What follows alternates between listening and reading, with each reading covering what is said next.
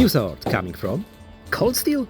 Yeah, I know, buying from Cold Steel is like playing this special bingo when you try to guess what kind of quality issue you will have this time with your sword. Scabbard is very simple, we have those metal caps fixed on the flexible leather. Stitching on scabbard and leather grip is not perfect but acceptable for the price point. Quality of the leather is poor, it feels thin.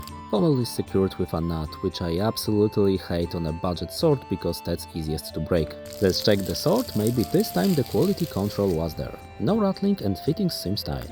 Okay, let's clean the blade. So normally I don't like those black Mole Ninja blades, but I really wanted to get this model for some time. And to be honest, it doesn't look that bad, that black shine is quite cool.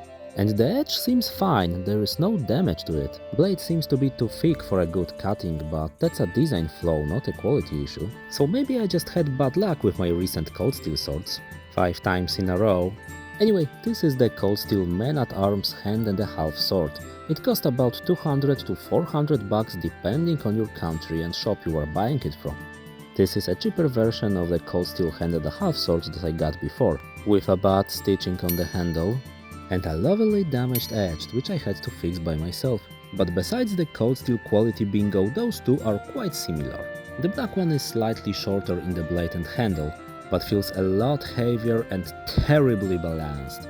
It's because it does not have a distal taper at all, which basically means that the blade is thick from the start to the tip. Like, just compare those two.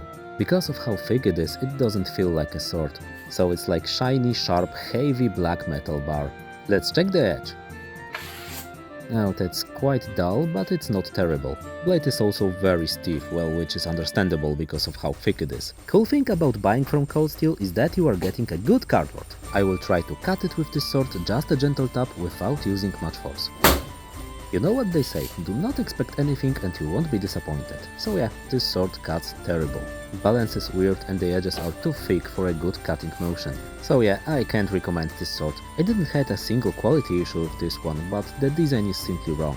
It doesn't feel like a sword, it's too heavy, too thick, too ill balanced. Even if that's a budget sword, there are simply better options within this price range. Hanway Tinker Longsword, Cold Steel Competition Cutter, Windlass Bosworth Longsword. There are just too many options to compete with this poorly designed longsword. I also have a promo code which can be used on Sword's website.